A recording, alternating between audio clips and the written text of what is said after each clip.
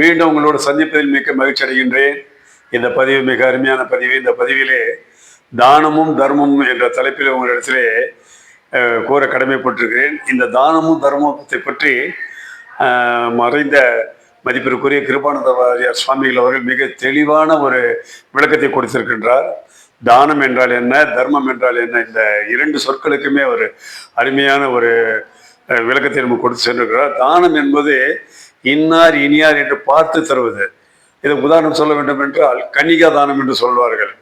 ஒரு ஒரு பெண்ணை திருமணம் செய்கின்றால் அந்த பெண்ணுக்கு அதை தானம் செய்கிறார்கள் என்றால் அந்த பெண்ணை திருமணம் செய்யக்கூடியவர் தகுதியானவரா, நல்லவரா, நேர்மையானவரா என்று பார்த்து தன்னுடைய பெண்ணை அவர்கள் திருமணம் செய்திருக்கிறார்கள். இந்த இடத்திலே கன்னிகதானம் என்று அழைக்கப்படுகிறது. தானத்தை கொடுத்து கன்னியை, தன்னுடைய பெண்ணை இன்னொருக்கு மனமுடித்து கொடுப்பது கன்னிகதானம் என்று சொல்லுகிறோம். இதுதான் தானம் என்பதை பற்றியாக இன்னார் இனியார் என்று பார்த்து தருவது தானம். தர்மம் என்பதை எடுத்துக்கொண்டால் யாருக்கு வேண்டுமானால் தர்மம் கொடுக்கலாம், யாருக்கு வேண்டாலும் செய்யலாம். அவங்க நல்லவங்க கெட்டவங்க அப்படியெல்லாம் கிடையாது. நம்ம என்ன செய்யலாம், அவங்க தர்மத்தை பண்ணிட்டு போகலாம், யாருக்கு வேணாலும் தர்மம் செய்யலாம். இந்த இடத்துல ஒரு கருத்து, நிறைய பேர் நம்ம எல்லாம் கோயிலுக்கு போகிறோம். கோயில் முகவாசல்களிலே யாசகம் கேட்டுக்கொண்டிருப்பார்கள், ஐயா சாமி அப்படி என்று.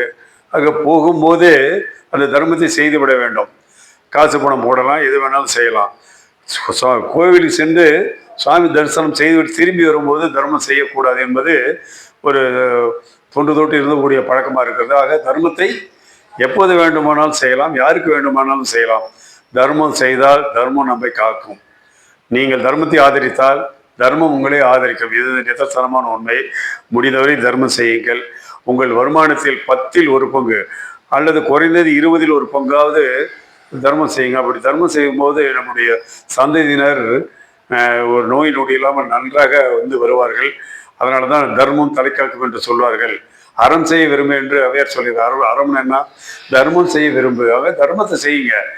தர்மத்தை செஞ்சால் நம்ம நல்லா இருக்கலாம், நோய் நொடி இல்லாமல் இருக்கலாம்.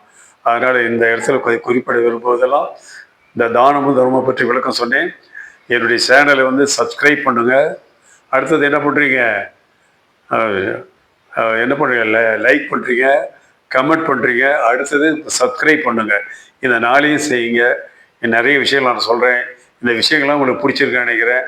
அன்பு கூர்ந்து கமெண்ட் கொடுங்க. இது நல்லா இதுதான் இல்லையாங்கிறது கமெண்ட் கொடுங்க. இன்னும் நிறைய விஷயங்களை சொல்கிறேன்.